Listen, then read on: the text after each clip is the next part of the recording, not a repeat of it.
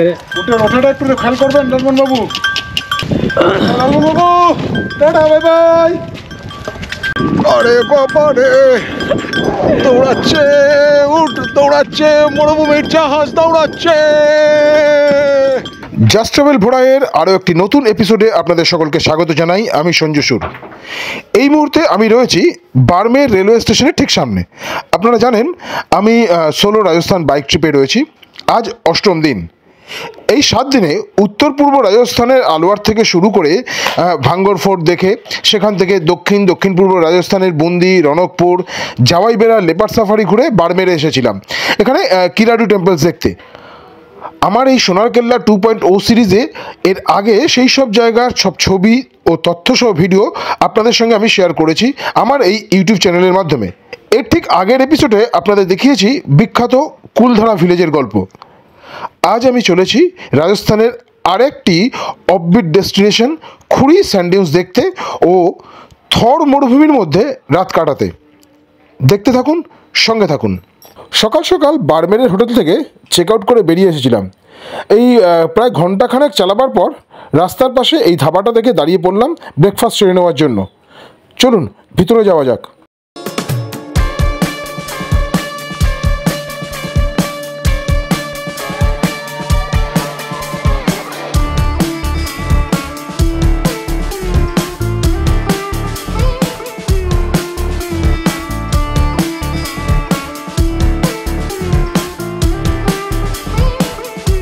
এত সকাল সকাল বলে এদের কিচেন এখনও রেডি হতে পারেনি। অর্ডার দেওয়ার প্রায় 40-45 মিনিট পর খাবার পেলাম। টক দই সহযোগে 2টো আলু পরোটা আর 1 কাপ চা। খুড়ি পর্যন্ত পৌঁছানোর আগে আমার আর কিছু খেতে হবে না।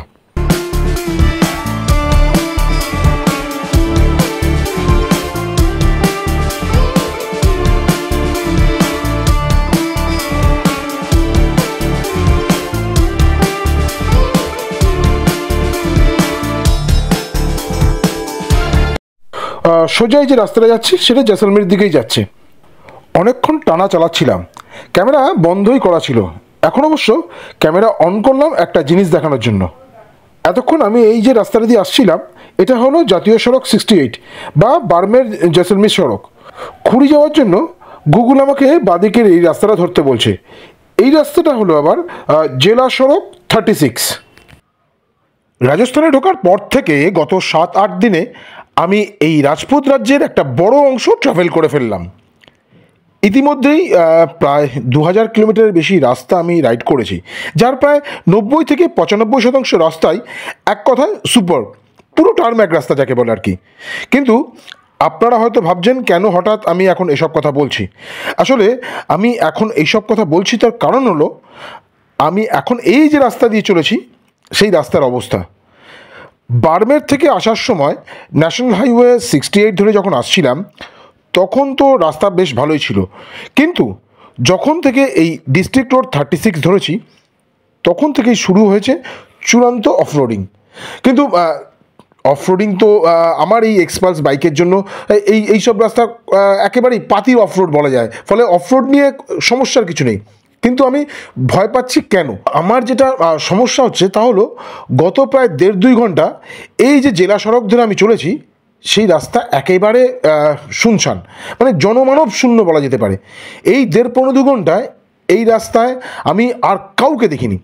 না আমাকে পাশ থেকে কেউ ক্রস করে এগিয়ে গেছে, না উল্টো দিক থেকে কেউ ক্রস করেছে। সম্ভবত একদম প্রথম দিকে যখন এই ডিস্ট্রিক্ট রোডটা ঢুকি তখন একটা গাড়ি আমাকে ক্রস করেছিল, কিন্তু তারপর থেকে একেবারে সব ভোভা। মানে আমি বুঝতে পারছি না যে সব মানুষ গেল কোথায়। কারণ মানে এছাড়া ভয়ের আরেকটা কারণ আছে, সেই কারণগুলো গুগল আমাকে সঠিকভাবে কিছু বলতে পারছে না। মানে এটাও একটা অন্যতম বড় সমস্যা হয়ে দাঁড়িয়েছে। আমি সঠিক রাস্তায় যাচ্ছি কি না সেটাও আমি ঠিক করে বুঝে উঠতে পারছি না। কাউকে যে জিজ্ঞেস করব, রাস্তার পাশে না আছে কোনো দোকান, না আছে আশেপাশে কোনো গ্রাম বা জনবসতি, ফলে মানে কাউকে জিজ্ঞাসাও করতে পারছি না। ফলে এই থর মরুভূমির মধ্য দিয়ে এইভাবে একাকী বাইক চালাতে চালাতে আমি কিন্তু রীতিমতো ভীত। আমি মানে সিরিয়াসলি আমি বলছি, আমার একটা বেশ ভয় ভয় লাগছে। এই যে রাস্তাটা দিয়ে এখন যাচ্ছি সেটা দেখুন, নিচে ভাঙাচোরা টারম্যাকের রাস্তা থাকলেও সেই রাস্তার অনেকটাই বালিতে ঢেকে গিয়েছে। সম্ভবত মরুভূমির কুখ্যাত যে বালির ঝড়, সেই ঝড়ের কারণেই এইভাবে এই রাস্তা বালিতে পুরো ঢেকে গিয়েছে। ভয়ের কিন্তু এটাও একটা অন্যতম কারণ।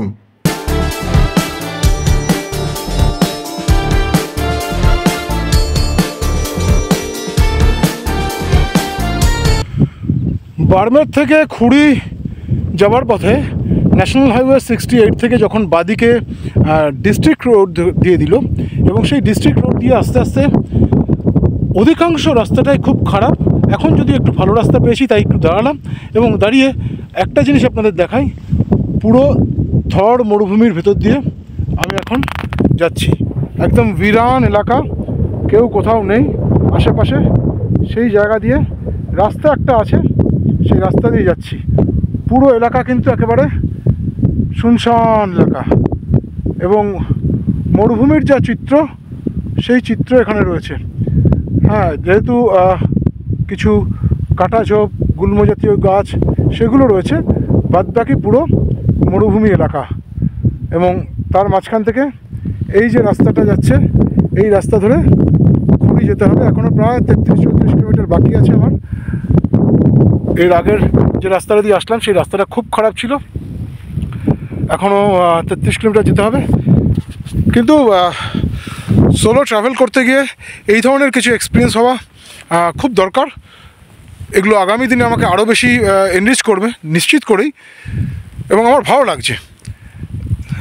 এরকম একটা, এটা হচ্ছে জেলা সড়ক 36 কি জেলা সড়ক, ডিস্ট্রিক্ট রোড 36, রাইট। ওটা 68 ছিল ন্যাশনাল হাইওয়ে, এটা ডিস্ট্রিক্ট রোড 36। তো যাই হোক, আর 33-34 কিলোমিটার বাকি আছে। এবার একটু জল খেয়ে বেরিয়ে যাই।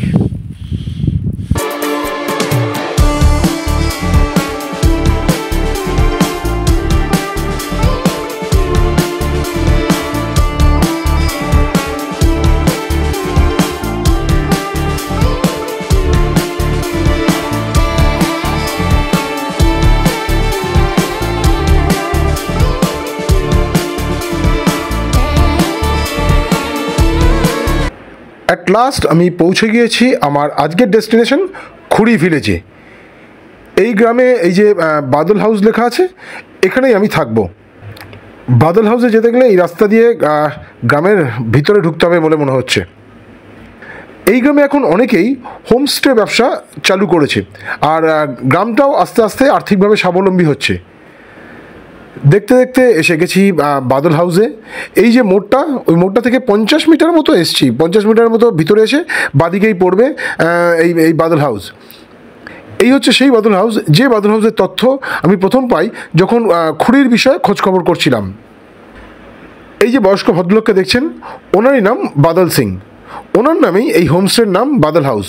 এখন অবশ্য বাদল সিংয়ের ছেলে, বড় ছেলে নরপাত সিং, সেই পুরো ব্যবসাটা দেখাশোনা করে।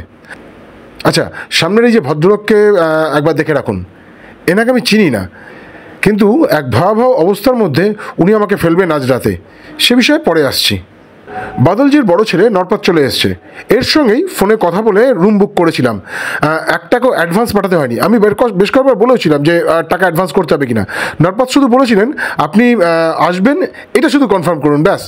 আমি কিন্তু একটু চিন্তায় ছিলাম যে শুধু মুখের কথায় আমার বুকিং থাকবে কিনা।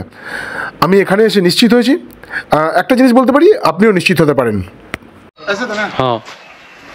আচ্ছা, আমার আরাম বাইকে যেমনভাবে চড়ি আমি সেইভাবেই চড়বো। চড়লাম। ওঠাটা একটু খেয়াল করবেন লক্ষ্মণ বাবু। কি এই তো উঠেছে। আরে বাপরে, পড়ে না যাও বাবা। বাবা উঠে পড়েছি, উটের উপরে উঠে পড়েছি আমি। এবার বেরিয়ে যাচ্ছি। টাটা লক্ষ্মণ বাবু। চলি লক্ষ্মণ বাবু, টাটা, বাই বাই। আরে বাবা, Вырезала. Вам руку.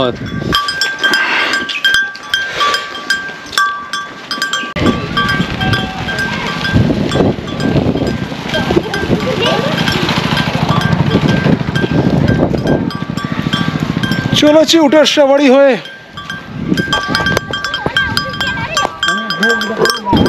चलो कमल सफारी मेरा चालू है।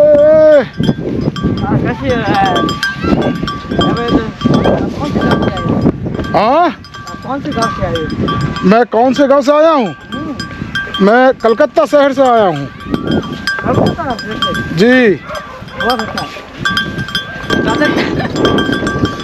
अरे बाबा रे, দৌড়াচ্ছে উঠ, দৌড়াচ্ছে মরুভূমির জাহাজ, দৌড়াচ্ছে।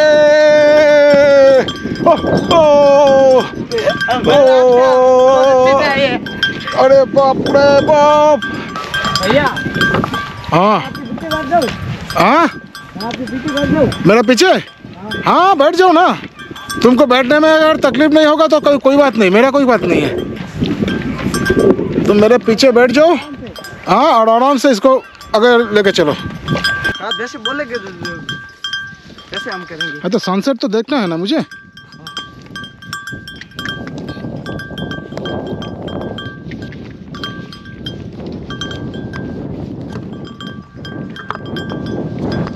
উট ছোট, বয়স কম, অল্প বয়স্ক উট আমার মতো একটা বড় গাধাকে নিয়ে আর চলতে পারে? তাই ও চলছে না। क्या जाने क्या होगा। আমি এখন ডিউন্সের উপর চড়ছি। ওরে বাপরে,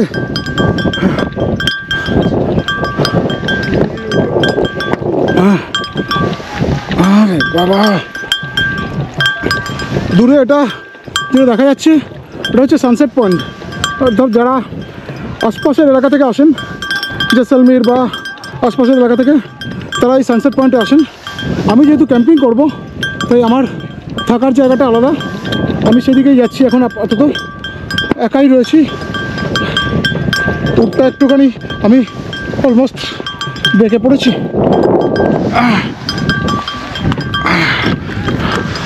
দেখাতে পারবো নিজেকে জানি না। বাবারে,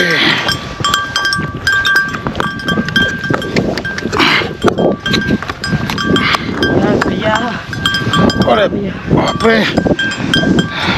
भैया ये मेरा साथ जो ऊँट का ड्राइवर है, छोटा बच्चा है, क्या करे, वो पीछे से मर रहा है। इसको तो मरना भी नहीं चाहिए, किंतु क्या करे, अभी ऊँट ऐसे ऐसे चल रहा है।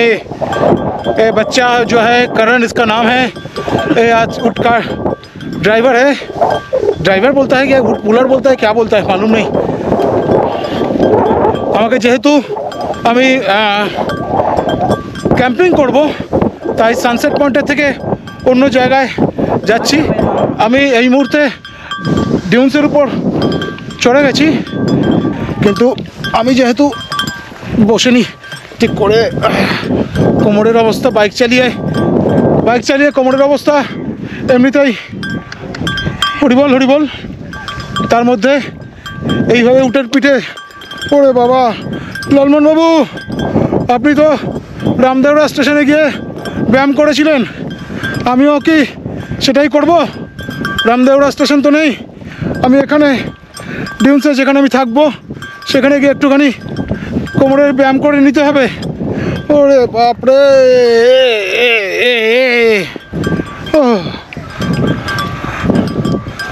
খুঁড়ি এসে ভুল করি নাই আমি। পাখিগুলো উঠছে দেখুন,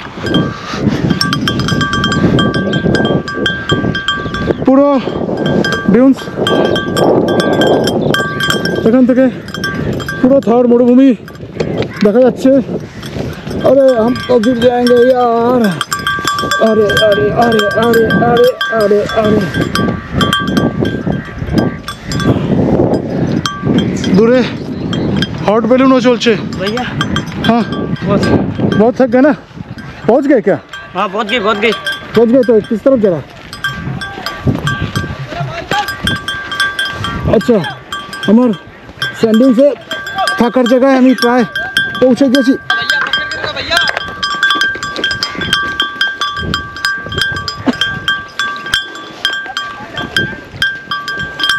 আমার ক্যাম্পিংয়ের জায়গায় পৌঁছে গিয়েছি প্রায় অলমোস্ট। এখানেই ক্যাম্পিং করবো আমি আজকে। সানসেটও দেখবো, ক্যাম্পিংও করবো এই জায়গাটাতেই। পুরো ডিউন্সের মধ্যেই রয়েছি।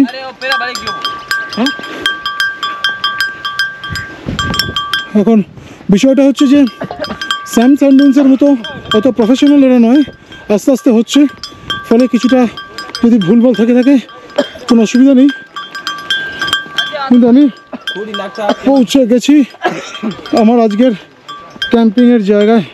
এখানেই ক্যাম্প করা হবে, আর সূর্য প্রায় ডোবার মতো অবস্থা। এই এসে পৌঁছালাম, এবার এখান থেকে নামবো উঠ থেকে। अरे बाबा रे ओ बाप रे, कहाँ गया लड़का करण? इधर आओ, इधर आओ, इधर आओ तुम।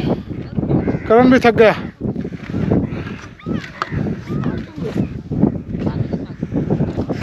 আমি চকলেট একটা নিজে খাবো আর দুটো এদেরকে দিলাম, দুজনকে চকলেট দিলাম, কারণ করণ খুব খেটেছে, ওই জন্যে ওদের দুজনকেও দিলাম। আর একটা আমি খাই, কি বলে, থাক গেয়া রাইট। তো এটা খেয়ে নি। হ্যাঁ, গরিবের স্যাম স্যান্ডিউন্স খুঁড়ি শেষমেশ পৌঁছে গেছি। যখন আজকে এখানে সূর্য প্রায় ডোবার সময় হয়ে এসছে, সানসেট দেখবো। আর এই মরুভূমির মধ্যে আজকে আমি রাত কাটাবো, টেন্টে রাত কাটাবো।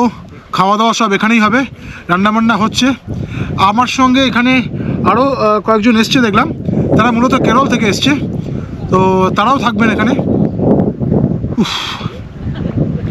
জীবনে প্রথমবার ক্যামেল রাইড করলাম। রাতের খাবার তৈরি হওয়া শুরু হয়ে গিয়েছে। এখানে রাতের খাবার তৈরি করছে 1 2 3 4 5 জন। তারা সকলে এই যে 5-6টা উট আছে, সেই উটগুলোকে নিয়ে এসছে। মোট 24 জন আছে আজকে এখানকার এদের যারা গেস্ট। আমরা আর কি 24 জন, তার মধ্যে আমি একা, বাকিরা সবাই কেউ গ্রুপে আছে ম্যাক্সিমাম। তো যাই হোক, এখানে রাতের খাবার এই যে তৈরি করা চলছে। এখন রুটি হচ্ছে, রুটি ছাড়া আছে ডাল और की कड़ी जी, मिक्स वेज सब्जी, दाल, राइस चपाती, राइस भी मिलेगा, चावल भी मिलेगा। क्या बात है? Chapati, camel safari, Khuri desert, Badal guest house, camel safari Khuri desert पे। बहुत बढ़िया। तो রাতের খাবার কিন্তু খুব একটা কম কিছু নয়।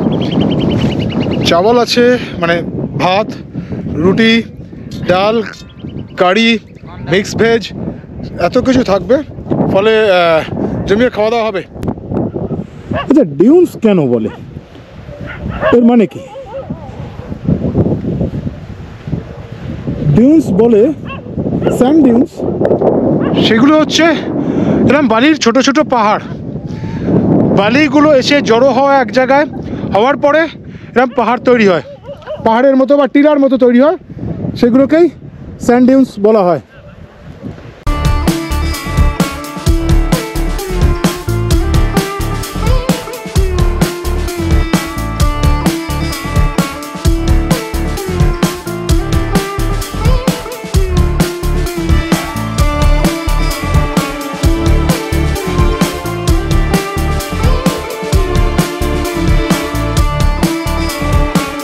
এখনো পর্যন্ত আমার যে রাজস্থান সফর, সেই রাজস্থান সফরে আমি যে যে জায়গাগুলোকে নিজে থেকে বেছেছিলাম, তার প্রত্যেকটাই ট্রাস্টওয়ার্দি হয়েছে এবং প্রত্যেকটাই আমার কাছে অন্তত ফ্যাবুলাস এবং সাকসেসফুল আমি বলতে পারি। আমার প্ল্যানিংটাতে আমি সার্থক, তার কারণ স্যাম স্যান্ডেন্স জয়সলমীরে সেখানে কিন্তু আমি এই একা থাকার যে মজাটা বা অল্প কয়েকজন থাকার যে মজাটা, সেটা পেতাম না।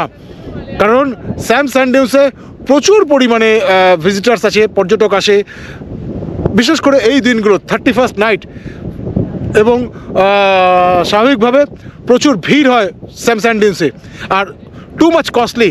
সেই তুলনায় এই খুঁড়ি নতুন করে একটা জায়গা তৈরি হচ্ছে।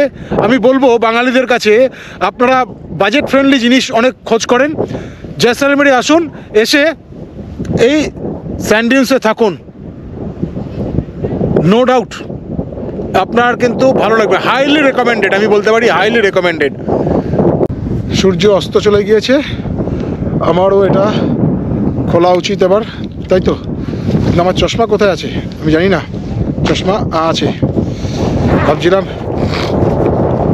ওই উটের যখন চড়ে আসছিলাম সেই সময় পড়ে না যায়, যাই হোক পড়েনি। প্রচণ্ড হাওয়া দিচ্ছে, রাত্রে তো ব্যাপক ঠান্ডা লাগবে বুঝতেই পারছি। গোপ্রোরও ব্যাটারি এটার প্রায় শেষ হতে চললো। নো ইস্যু, আমার আরেকটা গোপ্রো আছে, সেটার ব্যাটারি ইনট্যাক্ট রয়েছে, ফলে এখন শুধুমাত্র আরও অন্ধকার হয়ে যাওয়া এবং রাত্রিবেলা এই আকাশ দেখা। আমি স্পিচলেস হয়ে যাচ্ছি, তার কারণ এর আগে কখনো থাকিনি তো, এইভাবে কোনো মরুভূমির মধ্যে ক্যাম্পিং করতে কখনো করিনি, ক্যাম্পে কখনো থাকিনি, ফলে একটা নতুন অভিজ্ঞতা হচ্ছে আমার জীবনের, এবং সেটা বলতে পারি যে একদমই ভালো অভিজ্ঞতা একটা। সোনারপুর থেকে বেরিয়েছিলাম যখন, প্রথমে বলি যে যখন ভেবেছিলাম রাজস্থান একা একা সফর করব, মাঝে অনেকবার এটা মনে হয়েছে যে আমি কি পারবো। পেরে তো ছি এবং পৌঁছে গিয়েছি।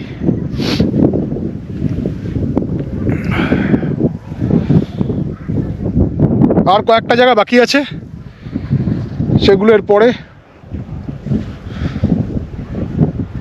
আমার যা প্ল্যানিং ছিল তাতে আমি অলমোস্ট মোর দ্যান 50% কভার আমার হয়ে গেছে, আর 50% বাকি আছে। আমার একা টেন্ট, সেই টেন্টটাকে আমি একটুখানি প্লেস চেঞ্জ করালাম, কারণ এরা যেখানে টেন্টগুলো রেখেছিল সেখানে আরও 4টে টেন্ট রয়েছে, তাই আমি একটুখানি সরিয়ে নিয়ে আসলাম একটু উঁচুতে, ডিউন্সের একটু উপরে এইখানটাতে। এই টেন্টে আমি আজ রাত্রির কাটাবো, একদম পুরো এই ডিউন্সের মধ্যে।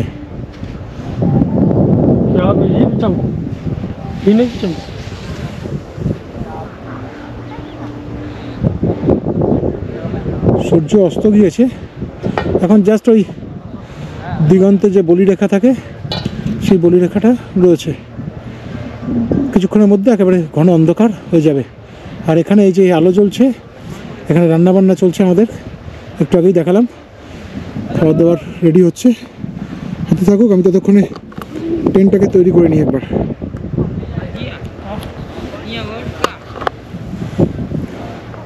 এর ভেতরটায় নিচে একটা কি দুটো কম্বল পাততে হবে, না একটা পাতলেই হবে, আর উপরে দুটো লেগে যাবে। আমার একটু ঠান্ডা বেশি লাগে তো আমার, তাই উপরে দুটো লাগবে। স্যান্ডিউন্স হলে কি আর এইগুলো এইভাবে নিজের মতো করে নেওয়া যেত না। ওরা যেখানে অ্যারেঞ্জ করে দিত সেখানেই থাকতে হতো। এই যে কম্বল, এই কম্বল নিয়ে আমার এই যে জায়গা, এখানে এর মধ্যে আমি রাখছি এখন।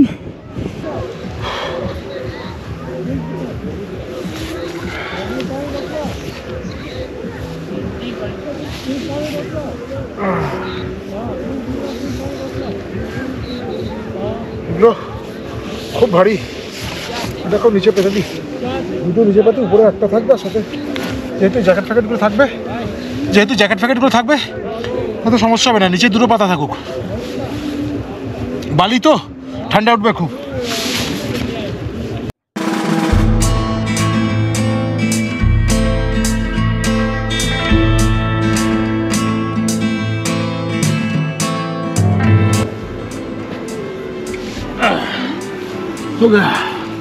এবার আমি আমার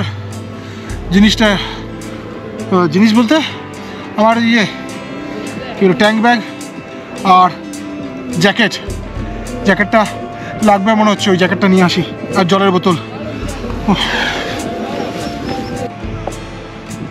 খড়ি স্যান্ডিউন্সে আমার টেন্ট রাত্রিবেলায়। ইতিমধ্যেই তারা উঠতে শুরু করেছে, কিন্তু সেটা অতটা ভালো গোপ্রতে আসবে জানি না। আজকে রাত্রে আমার শয়ন কক্ষ এই যে,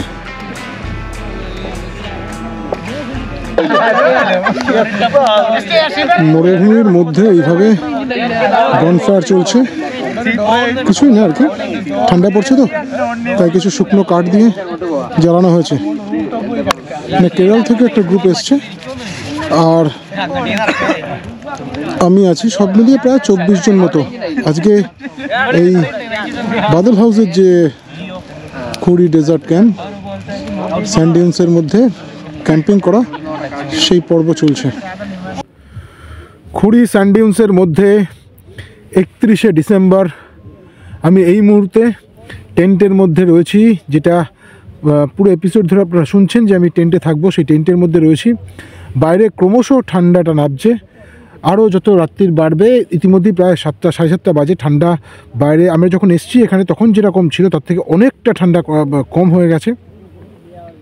রান্না চলছে এখনও, কারণ আজকে এদের সঙ্গে অনেক বেশি গেস্ট রয়েছে, ফলে অনেকটা বেশি পরিমাণে রান্না করতে হচ্ছে। যেহেতু 24 জন রয়েছে, সেই রান্নাটা এখন চলছে। রুটি একবার হয়ে গেছে, আরও একবার রুটি তৈরি করা হচ্ছে, চাওয়াল আছে ইত্যাদি সব কিছু ডিনার করবো কিছুক্ষণের মধ্যেই। তার মধ্যে ঠান্ডা লাগছে, আমি এইসব পরে নিয়েছি পুরো। মনে হচ্ছে রাত্রে আমাকে এই জ্যাকেট পরেই শুতে হবে। জ্যাকেট পরে ফুল প্যান্ট যা আছে সেই ফুল প্যান্ট পরেই শুয়ে পড়বো, কোনো অসুবিধা নেই। জিন্স প্যান্টটা পরেই শোবো, কারণ আরও 7-8 দিন আমাকে কাটাতে হবে রাজস্থানে। রিস্ক নিয়ে লাভ নেই, বেকার ঠান্ডা লাগিয়ে কোনো লাভ নেই। 7 দিন ঠিকঠাকভাবে কেটে গেছে, ভাই পরের 8 দিন ঠিকঠাকভাবে কাটুক, তাহলেই হবে আর কি। বাইরে ছবি আমি চেষ্টা করলাম তারা ছবি নেওয়ার, কিন্তু না মোবাইলে হচ্ছে না গোপ্রোতে হচ্ছে। গোপ্রোতে হচ্ছেই, মোবাইলে খুব জুম করলে ফেটে ফেটে যাচ্ছে, ফলে ছবি সেইভাবে হয়তো ভালো হচ্ছে না। ওটার জন্যে খুব ভালো মানে খুব দামি ক্যামেরার প্রয়োজন হয় এরকম একটা জায়গায়। হ্যাঁ, আকাশ ভরা কিন্তু তারা রয়েছে, ভরা একদম, মানে প্রচুর পরিমাণে তারা, যেটা আমরা কলকাতায় বসে দেখতে পাই না সেরকম প্রচুর পরিমাণে। অ্যাকচুয়ালি এত পরিষ্কার এলাকা, তো কোনো দূষণ নেই, এত পরিষ্কার এলাকা, পরিবেশ দূষণ নেই, বায়ু দূষণ নেই, শব্দ দূষণ নেই, কোনো রকম দূষণ নেই। দূষণ যেটুকুনি ছড়ানো সেটুকুনি আমরা আমাদের মতো মানুষজন এসে হয়তো কিছুটা দূষণ ছড়াচ্ছি, আদারওয়াইজ একেবারে পুরো পরিষ্কার। ফলে কিন্তু ছবি কিছু তোলা সম্ভব হচ্ছে না। আমি চেষ্টা করেছিলাম কিন্তু কিচ্ছু আসছে না। দেখি খেয়ে দিয়ে ডিনার করে শুয়ে পড়বো। ভোরবেলার ছবিটা তুলতে হবে, সূর্যোদয়ের ছবি। যে বছরটা কাটিয়ে ফেলছি অর্থাৎ 2023, সেই 23-এর শেষ সূর্যাস্ত, তার ছবিটা তো তুললাম, কিন্তু নতুন বছরের অর্থাৎ 2024-এর 1 জানুয়ারি তার যে সূর্যোদয়, সেই সূর্যোদয়ের ছবিটা আমাকে তুলতে হবে ভোরবেলা। এখানে শুচ্ছি মানে ভোর ঘুম ভেঙে যাবে। তাহলে এখন আপাতত একটু করে রেস্ট নিই। কোমর ব্যথা করছে উটের পিঠে চড়ে, অভ্যাস নেই তো, কোনোদিন চড়িনি।